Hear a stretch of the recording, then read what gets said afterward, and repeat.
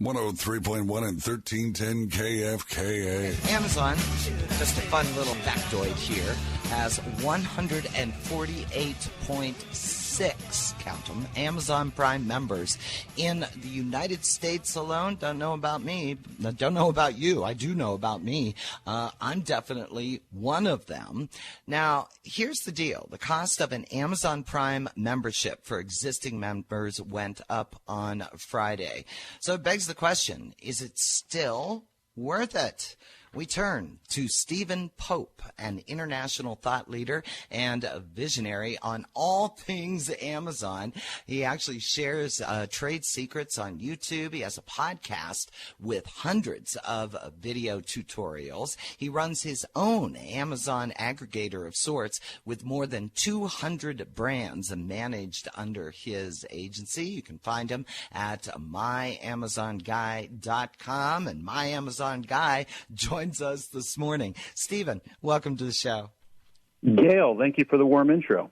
Oh, you are so welcome, and thank you for being so well-versed in Amazon, because as I said to you when I reached out to you yesterday, I said, this really caught my eye, the fact that you're speaking out on this, because I have to wonder myself, is it worth paying now for Amazon Prime?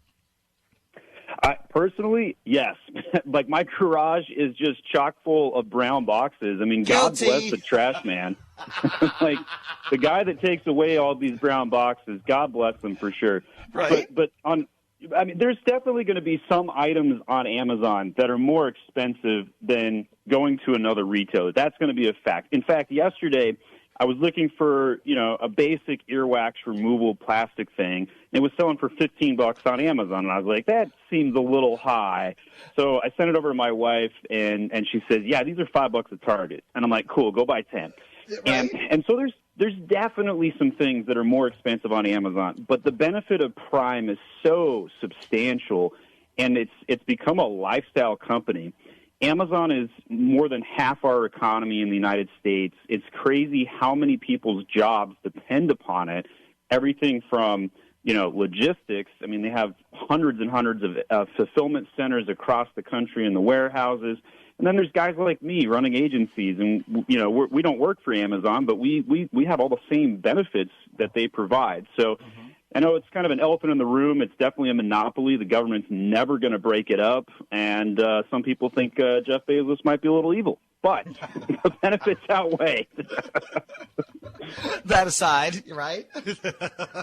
All right, so, Stephen, I need to ask you, is an earwax removal plastic thing a technical term? I mean, is that how you search it on Amazon?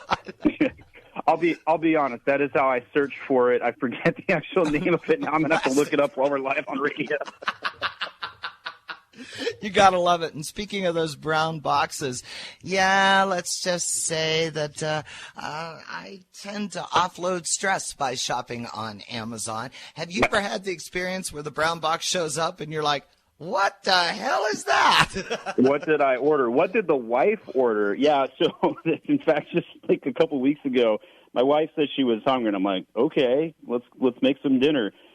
35 minutes later, I kid you not, 35 minutes later, a fryer, a dry air fryer, shows up in a brown box. And I'm like, how in the world did that get here so fast? And apparently Prime now, 2-day shipping wasn't fast enough. 1-day shipping wasn't fast enough. So let's do Prime now. And the next hour, here you go. Here's an air fryer. Let's make some French fries tonight. Knock yourself out, By the way, I found that earwax thing. It's called the Clinair earwax cleaner, and it changed my life. I kept getting clogged ears, so I was trying to find it. That's never a good thing, no, because that could cause vertigo and all sorts of maladies. So, so good for you. I am so glad that you found it. But do you have to use Amazon Prime a certain number of times? I mean, I use it for everything, but do you have to use it a certain number of times annually to make it worth the cost? I think so. I mean, if you think about the cost of shipping, anywhere from $7 to $11, most people have baked that in to the price of the item. So, take that Clinair thing, for example. I could go to Target physically and buy a box of them for $5, or I can buy it on Amazon for $15. So they're baking that shipping cost in. That one's a little bit more of a higher example, probably proportionately. But if you think about it, if you buy 10 things on Amazon, that pretty much pays for the free shipping aspect, with the note that most sellers are increasing their prices. They're including the cost of shipping into the root item. But let's say you watch one series on Amazon, and I'm looking forward to when they come out with Lord of the Rings personally on Amazon Prime. Though that's that entire series, add the cost of that or a membership to watch video. Maybe you use Twitch. Maybe you use all of their other really lesser-known cursory benefits. Maybe you're using the Amazon store card and you're getting 5% off that way. There's a lot of economics you could calculate, and the fact of the matter is you're not going to get as much reliable customer service than any other platform, in my opinion. You can send things back to them even if you've damaged the item yourself as a customer, right? They have guarantees. The return process is seamless, and I feel like I'm doing a commercial for Amazon right now. But you're absolutely correct. I mean, this resonates with me. I mean, it's instant gratification whether you're buying or returning. One of the books I read was authored by the CEO of American Giants, and the actual name of the book is I Effing Love That Company. and this was written, I want to say 8 or 9 years ago.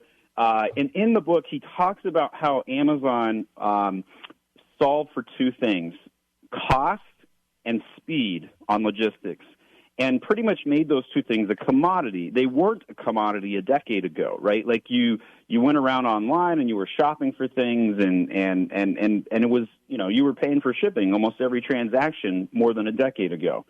So where I see Amazon going as a platform in the future, they've already solved price, they've already solved shipping speed, so they're going to have to do something else because they're going to get some pressure from Walmart and Target.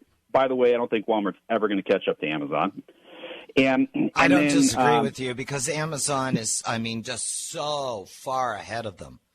Let's talk about Walmart then. But real quick to finish this thought, the fact of the matter is that Amazon's going to have to do something new here in the next decade to set themselves apart. And what I think is going to happen is we're going to see a big push for higher quality goods, and we're going to see a push for American made. Now, I've personally toured dozens of manufacturing facilities in the Georgia area where I live, and B2C manufacturing is a joke in the States. It just doesn't exist for the most part. B2B, though, super easy to find. You can go get I toured one facility that made toilet seats for airlines, and they sold these things for like $250 a pop. Why? Yikes. Because they were fire retardant.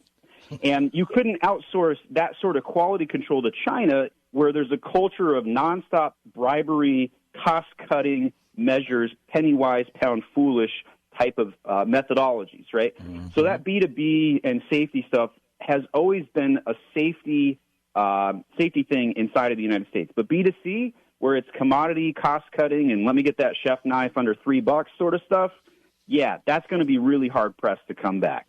Do you want to talk Walmart for a second? Sure, let's do it. So I went to – when was the last time you did Walmart grocery pickup? Just curious. Oh, geez. What, you mean actually go in and shop or pick up groceries there? So you went to Walmart and you sat in the parking lot and you waited for them to put the grocery stuff in your car. You ordered it through the app or online or whatnot. Have you ever done that before? Never, because I like those impulse buys.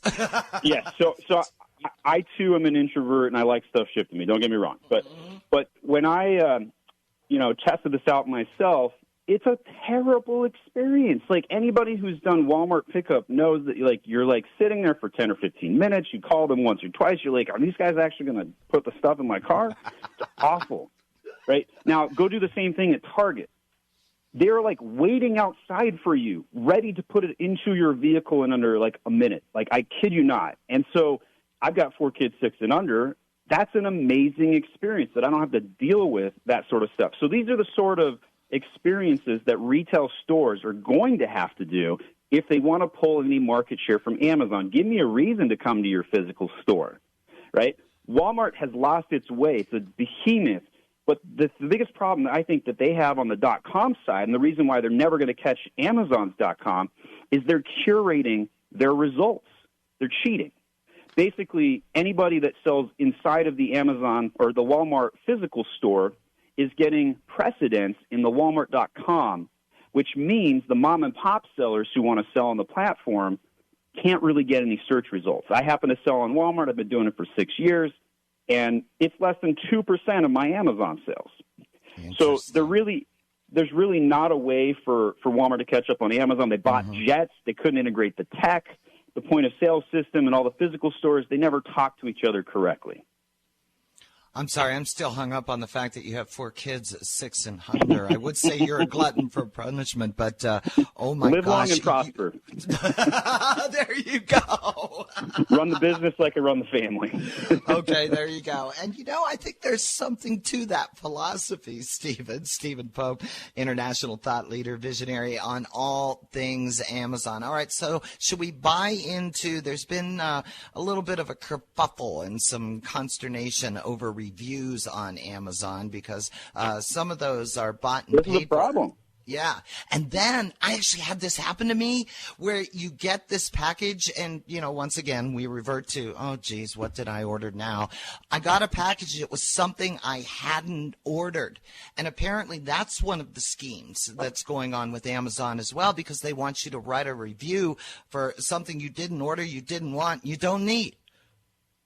Yeah, it's crazy to see some of these things pick up. I think Amazon reviews have taken a big hit. What's happened is you need reviews to sell items on Amazon. Well, you can't get reviews unless you sell items, right? So it's kind of a chicken or an egg question. And so what's happened is there's some sellers that are just, Amazon's a customer-centric platform. We talked for 10 minutes about how awesome it is for customers, but it is terrible, absolute terrible for Amazon sellers. And so because of that, they look to cut some corners here and there. And for the most part, I think it's kind of back to that Chinese comment, right? Like there's a lot of Chinese sellers that are bending the rules, trying to get food on the table. We're seeing the Chinese go direct to the consumer on the Amazon platform in mass right now. And if you take a moment and click on the seller name, which is right underneath the buy box on the top right of a product page, so right under that buy now button, you see sold by. And if you click on that store name, there's like a 1 out of 10 chance it's a Chinese address and a Chinese seller on the platform for most goods. And a lot of people just don't know that. And so what's happened is they're spoofing those addresses, and they're trying to get unit order quantities because you need sales to get sales and you need reviews to get sales. So they're cutting some corners totally against terms and conditions. I know that the government agencies are also not happy about this, and there's been some major investigations. Amazon has also gone out of its way and removed probably 25% of its reviews off the platform over the last 5 years because there's just that many dang fakes. Wow. All right. But going full circle, even though the cost of Amazon Prime has gone up, $20, right, Stephen? Not time to ditch it. I'm probably going to be an Amazon Prime member going into the casket. They're going to ship me my casket in Amazon Prime for crying out loud. You can buy anything on Amazon, unicorn meat, whatever. So yeah, I'm married to the platform, and I really like the brown boxes showing up. It's convenient. There you go, Stephen Pope, international thought leader, visionary on Amazon, as you just heard. You can find his trade secrets on YouTube. And Stephen, you have a podcast as well, right? Yes, I'm coming up on 1,000 videos and interviews that I've done on how to sell on Amazon, youtube.com/myamazonguy. I give it all away. Well, thank you, my Amazon guy, for your insights and your perspectives, and keep those brown boxes coming. Will do. Thanks for having me, Gail. You bet, Stephen.